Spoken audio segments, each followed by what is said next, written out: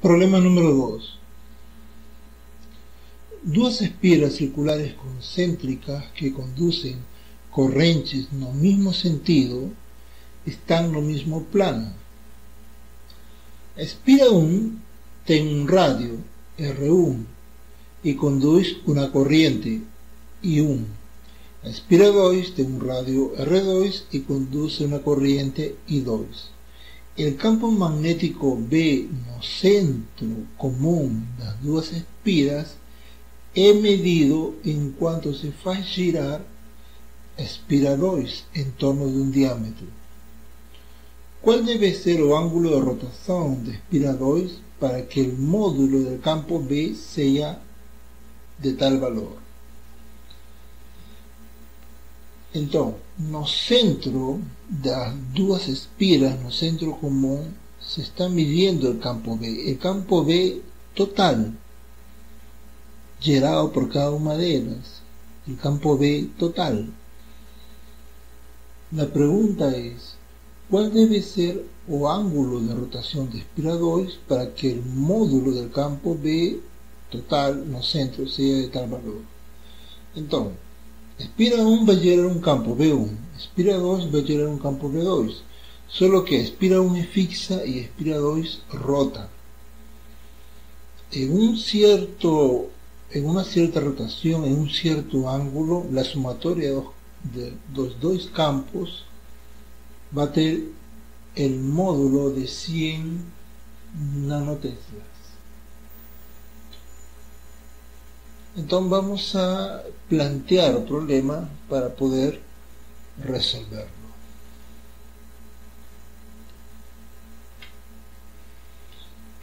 Entonces, es lo siguiente. Temos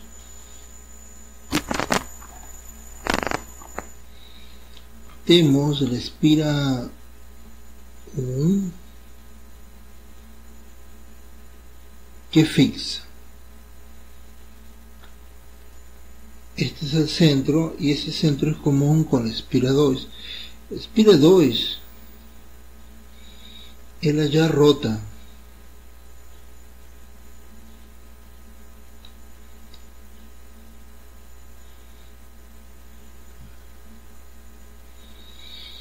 Ella rota y al momento de rotar,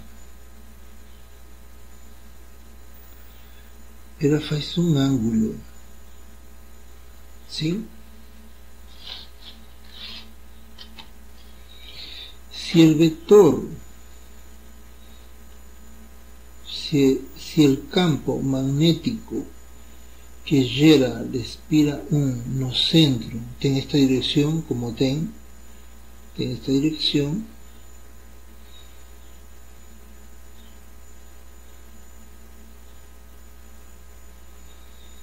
¿sí? El campo magnético, debido a la espira 2, en este determinado instante va a ser este aquí.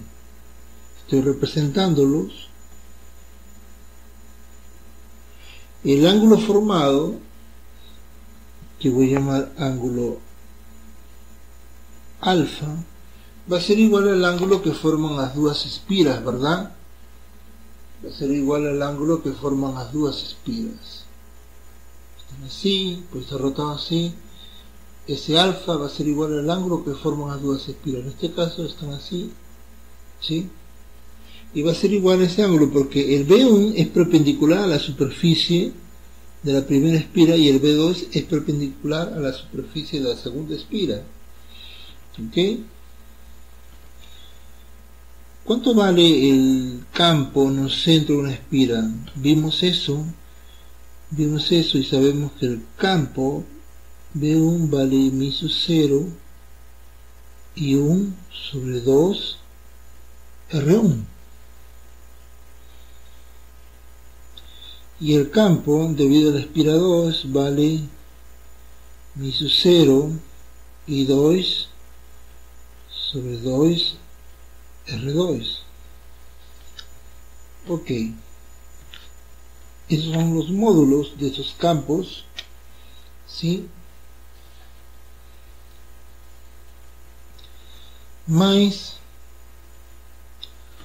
no es esto, esto ya me ecuación 1, no es esto o que me preocupa.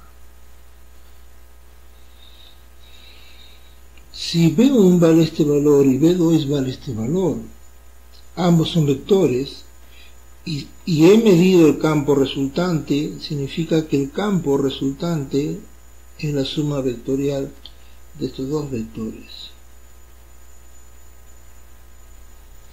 Entonces el campo resultante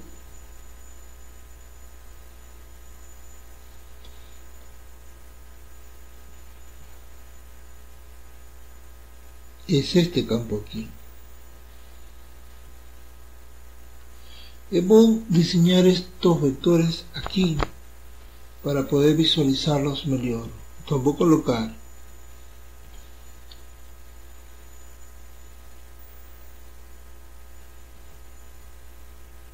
B2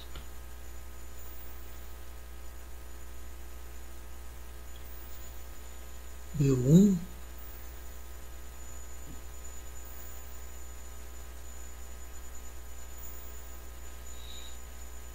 trazo el paralelogramo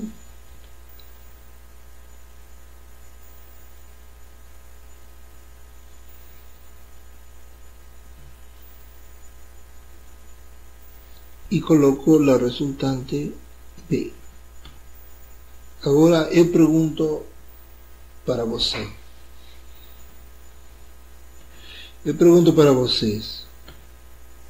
Si este ángulo vale alfa, que es el ángulo formado entre las dos espiras, ¿cuánto vale este ángulo?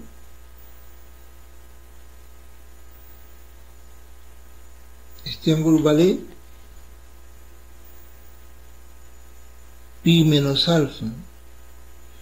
Es o ángulo suplementario, ¿verdad? Correcto. Entonces, esto aquí puedo escribirlo de esta forma. Puedo diseñarlo ya de esta forma. El B2, usando paralelogramo, puedo pasarlo aquí, ¿verdad? El B2, puedo pasarlo aquí.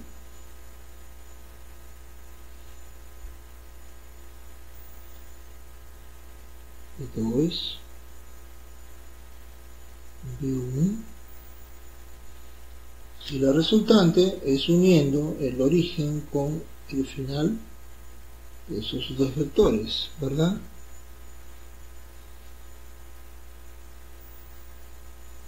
Y este ángulo vale pi menos alfa. Pregunta, ¿ustedes pueden usar la ley de cosenos? Ley de cosenos. Claro que puedo usar la ley de cosenos. Aplicando la ley de cosenos, tenemos que b cuadrado va a ser igual a b1 cuadrado más b2 cuadrado menos 2 veces b1 b2 coseno del ángulo, que en este caso es pi menos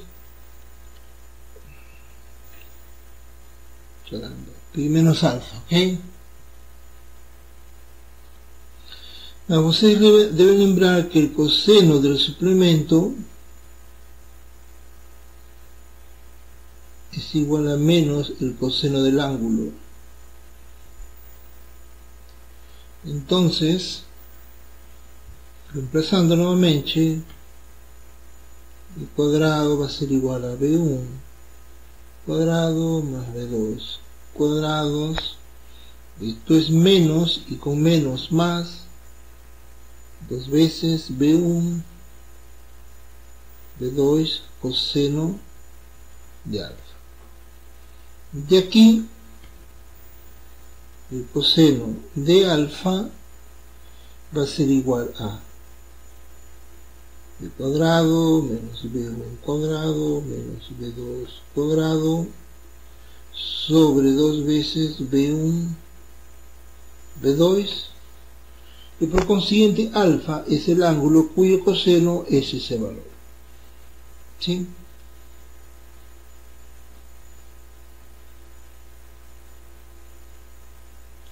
Y con eso terminamos el problema número 2. ¿Por qué? Porque ustedes ya conocen los demás valores. Ustedes conocen los valores das correntes, los valores do radio, se reemplazan, encuentran cuánto vale B1, cuánto vale B2, y reemplazan aquí. Porque ya saben cuánto vale el ángulo, el campo magnético total en un cierto alfa, ¿cierto? Entonces, pues se encuentran ya la solución, reemplazan los valores. Ok, y con eso hemos terminado el problema número 2 y nos vamos para el siguiente.